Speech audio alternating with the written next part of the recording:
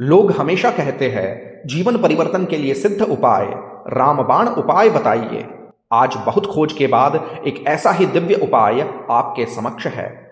इस रत्न को खो देना ऐसा ही है जैसे हाथ में आया अमृत कलश गिरा देना। बिल्कुल मत छोड़ना। जय श्री राधा कृष्ण। श्री राम का षडाक्षर मंत्र इतना प्रभावशाली है कि जैसे ही ब्रह्मा जी ने इसे धारण किया तुरंत उन्हें फल मिल गया। ब्रह्मा उसी क्षण सबके स्वामी बन गए तथा सारा ज्ञान उन्हें मिल गया। सोचिए, यह मंत्र की महिमा बताने वाला स्तोत्र अगर आप प्रतिदिन पढ़ ले तो क्या क्या प्राप्त किया जा सकता है। इस वीडियो को छोड़ देना आपके जीवन का सबसे बड़ा दुर्भाग्य है। इस स्तोत्र के प्रारंभ में ब्रह्मा जी श्री राम जी से पूछते हैं, हे भक्तवत्सल प्रभु, ऐसा कौन सा उपाय है जिससे व्यक्ति को मृत्यु के समय मोक्ष मिल सके। तब भगवान ने कुछ विचार करके षडक्षर 6 अक्षरों वाले मंत्र का उपदेश दिया, जिससे जीवन रहते सुख, ऐश्वर्य और भोग मिले और मृत्यु पश्चात मोक्ष। उस मंत्र के प्रत्येक अक्षर की क्रमबद्ध रचना से उसके 6 अंग बताए। अभी भी अगर आप यह रहस्य और स्तोत्र पूरा नहीं सुनना चाहते तो बीच में ही छोड़ सकते हैं। रहस्य प्रारंभ हो रहा है। ब्रह्मा ने जैसे ही उस 6 अक्षर के दिव्य मंत्र को प्राप्त किया उसी क्षण उसका पूर्ण फल प्रकट हो गया। तत्काल वे सर्वाधिपति बने और समस्त ज्ञान स्वयं उनमें प्रतिष्ठित हो गया। ब्रह्मा जो कुछ चाह रहे थे उन्हें प्राप्त हो गया और उनके मुख से स्वयं निकला, श्री राम के इस मंत्र और कृपा से क्या प्राप्त नहीं हो सकता। तब ब्रह्मा जी ने इस मंत्र का उपदेश मुनियों को दिया। भगवान राम ने कहा, मैं राम इस मंत्र का देवता हूं तथा छंदों में श्रेष्ठ गायत्री इस मंत्र का छंद होगा। भगवान ने स्वयं कह दिया, इससे संसार में भोग तथा देहांत होने पर मोक्ष मिलेगा। एकाग्र चित्त होकर बस इस मंत्र का अनुष्ठान किया जाए तो अतिरिक्त इच्छाएं भी पूर्ण होगी। जो दीर्घ काल तक अपने चित्त को मुझ में स्थिर करके निरंतर इस मंत्र से मेरा ही ध्यान और आराधना करेंगे वे निश्चय ही मुझे प्राप्त करेंगे। इसमें कोई भी संशय नहीं है। वीडियो के अंत में इस महाफलदायक मंत्र को उजागर किया जाएगा। अंत तक बने रहे। यह स्तोत्र जो अभी आप सुनने वाले हैं अत्यंत ही दिव्य है, क्योंकि इसी में इस मंत्र की महिमा छिपी है। जो व्यक्ति इस स्तोत्र को नित्य श्रवण करे वह राम कृपा से वंचित हो ही नहीं सकता। ऐसे ही गुप्त और रहस्यमय दिव्य स्तोत्र स्तुतियां हम आपके लिए लेकर आते रहते हैं, इसीलिए चैनल को सब्सक्राइब अवश्य कीजिएगा। वीडियो को अंत तक अवश्य देखें और वीडियो के अंत में जय सिया राम कमेंट करना न भूले। आइए सुनते हैं श्री राम षडाक्षर मंत्र स्तोत्र। ओम श्री राम षडाक्षर मंत्र स्तोत्रम। श्री विष्णु प्रति ब्रह्मोवाच, को वोपायो मनुष्याणां भक्तानां भक्तवत्सल, एतच्छरीरपातान्ते नः परं मुक्तिसिद्धये, इहाप्यस्माकमैश्वर्यं वै दुष्टेष्टार्थसिद्धये, एवमुक्तः स देवोऽस्मै भुक्तिमुक्तिप्रसिद्धये।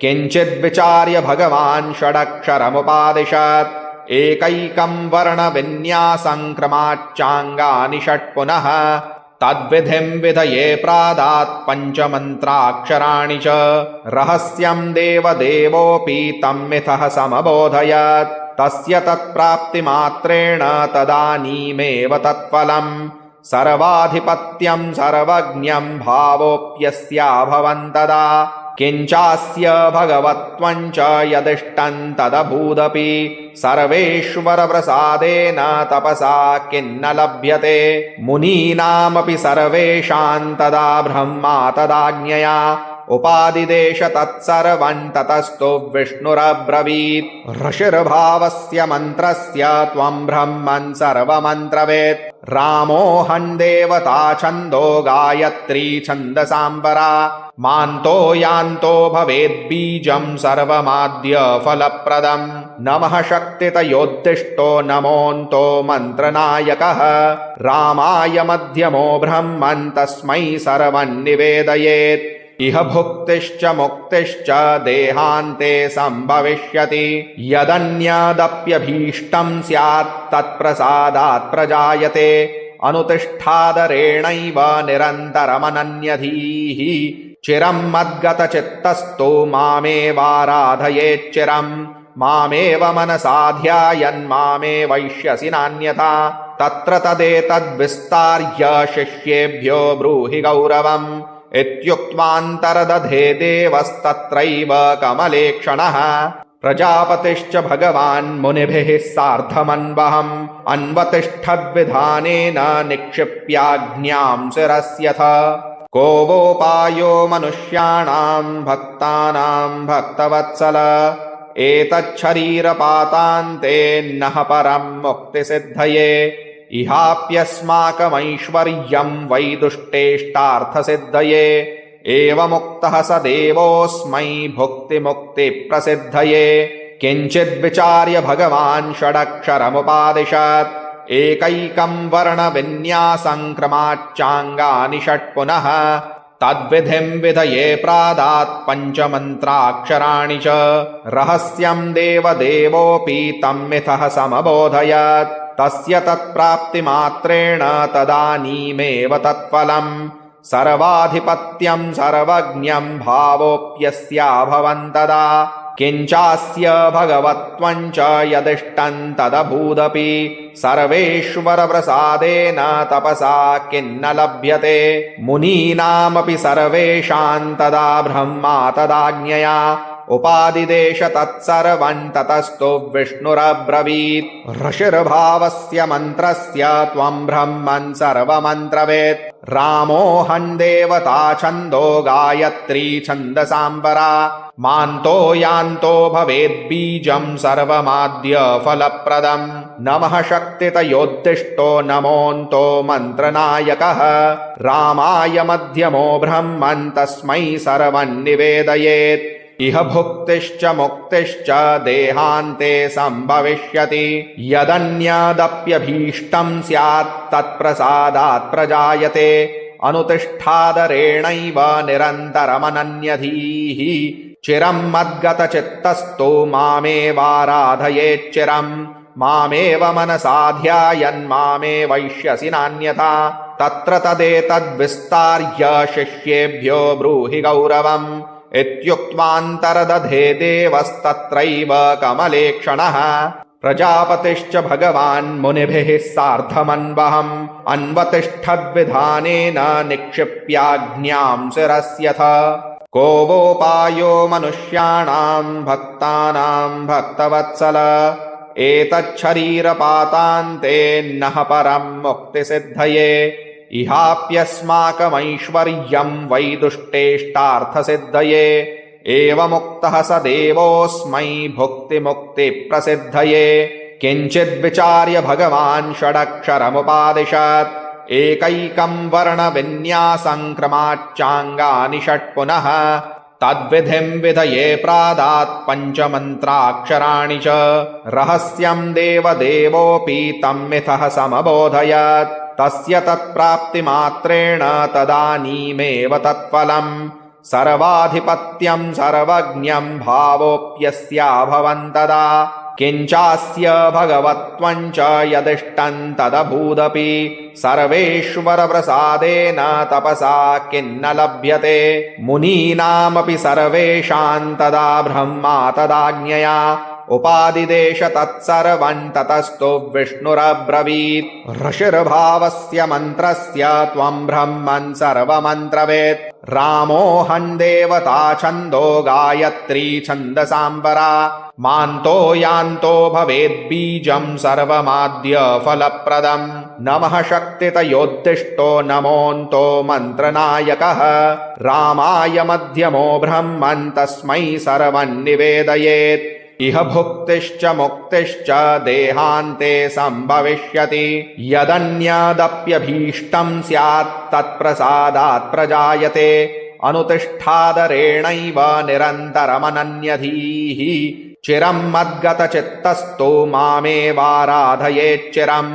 मामेव मनसा ध्यायन् मामेवैष्यसि नान्यथा तत्र तदेतद्विस्तार्य शिष्येभ्यो ब्रूहि गौरवम् इत्युक्त्वान्तर्दधे देवस्तत्रैव कमलेक्षणः प्रजापतिश्च भगवान् मुनिभिः सार्धमन्वहम् अन्वतिष्ठद्विधानेन निक्षिप्याज्ञां शिरस्यथ को वोपायो मनुष्याणां भक्तानां भक्तवत्सल एतच्छरीरपातान्ते नः परं मुक्तिसिद्धये इहाप्यस्माकमैश्वर्यं वैदुष्टेष्टार्थसिद्धये एवमुक्तः स देवोऽस्मै भुक्तिमुक्तिप्रसिद्धये किञ्चिद्विचार्य भगवान् षडक्षरमुपादिशत् एकैकं वर्णविन्यासं क्रमाच्चाङ्गानि षट् पुनः तद्विधिं विधये प्रादात् पञ्चमन्त्राक्षराणि च रहस्यं देवदेवोऽपि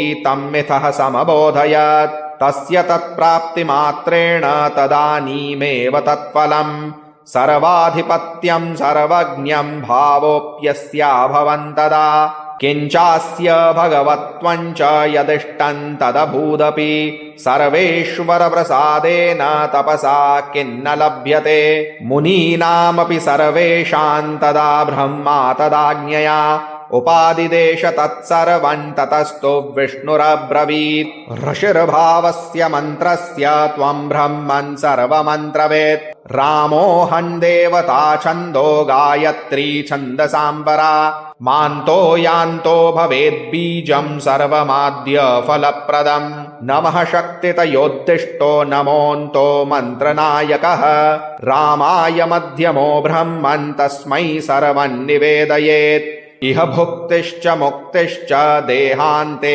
सम्भविष्यति यदन्यदप्यभीष्टं स्यात् तत्प्रसादात् प्रजायते अनुतिष्ठादरेणैव निरन्तरमनन्यधीः चिरं मद्गतचित्तस्तु मामेवाराधयेच्चिरं मामेव मनसा ध्यायन् मामेवैष्यसि नान्यथा तत्र तदेतद्विस्तार्य शिष्येभ्यो ब्रूहि गौरवम् इत्युक्त्वान्तरदधे देवस्तत्रैव कमलेक्षणः प्रजापतिश्च भगवान् मुनिभिः सार्धमन्वहम् अन्वतिष्ठद्विधानेन निक्षिप्याज्ञां शिरस्यथ को वोपायो मनुष्याणां भक्तानां भक्तवत्सल एतच्छरीरपातान्ते नः परं मुक्तिसिद्धये इहाप्यस्माकमैश्वर्यं वैदुष्टेष्टार्थसिद्धये एवमुक्तः स देवोऽस्मै भुक्तिमुक्तिप्रसिद्धये किञ्चिद्विचार्य भगवान् षडक्षरमुपादिशत् एकैकं वर्णविन्यासं क्रमाच्चाङ्गानि षट् पुनः तद्विधिं विधये प्रादात् पञ्चमन्त्राक्षराणि च रहस्यं देवदेवोऽपि तम्मिथः समबोधयत् तस्य तत्प्राप्तिमात्रेण तदानीमेव तत्फलम् सर्वाधिपत्यं सर्वज्ञं भावोऽप्यस्याभवन् तदा किञ्चास्य भगवत्वं च यदिष्टं तदभूदपि सर्वेश्वरप्रसादेन तपसा किन्न लभ्यते मुनीनामपि सर्वेषां तदा ब्रह्मा तदाज्ञया उपादिदेश तत्सर्वं ततस्तु विष्णुरब्रवीत् ऋषिर्भावस्य मन्त्रस्य त्वं ब्रह्मन् सर्वमन्त्रवेत् रामोऽहं देवता छन्दो गायत्री छन्दसाम्बरा मान्तो यान्तो भवेद्बीजं सर्वमाद्य फलप्रदम् नमः शक्तितयोद्दिष्टो नमोऽन्तो मन्त्रनायकः रामाय मध्यमो ब्रह्मन् तस्मै सर्वं निवेदयेत् इह भुक्तिश्च मुक्तिश्च देहान्ते सम्भविष्यति यदन्यदप्यभीष्टं स्यात् तत्प्रसादात् प्रजायते अनुतिष्ठादरेणैव निरन्तरमनन्यधीः चिरं मद्गतचित्तस्तु मामेवाराधयेच्चिरं मामेव मनसा ध्यायन् मामेवैष्यसि नान्यथा तत्र तदेतद्विस्तार्य शिष्येभ्यो ब्रूहि गौरवम् इत्युक्त्वान्तरदधे देवस्तत्रैव कमलेक्षणः प्रजापतिश्च भगवान् मुनिभिः सार्धमन्वहम् अन्वतिष्ठद्विधानेन निक्षिप्याज्ञां शिरस्यथ षडाक्षर दिव्य राम मंत्र राम रामाय नमः राम रामाय नमः राम रामाय नमः राम रामाय नमः राम रामाय नमः। इस मंत्र के ऋषि ब्रह्मा है, स्वयं श्री राम इसके देवता है। मंत्र का छंद गायत्री है, मकार राम और यकार रामाय है और यह दिव्य मंत्र सभी बीज मंत्रों का नायक और मंत्रों का राजा है। इससे संसार में भोग तथा देहांत होने पर मोक्ष मिलेगा। इस मंत्र के जाप प्रातः काल नित्य कर्म से निवृत्त होकर घी का दीपक प्रज्वलित कर कुश के आसन पर बैठकर करें। एक माला अर्थात 108 मनकों का जाप तो अवश्य ही करें और फिर जीवन परिवर्तन देखें। जय श्री दशरथ नंदन राजा राम। ओम श्री राम षडाक्षर मंत्रोपदेश इत्यगस्त संहितायां परमरहस्ये ब्रह्मणा षडाक्षर मंत्र ग्रहणम्।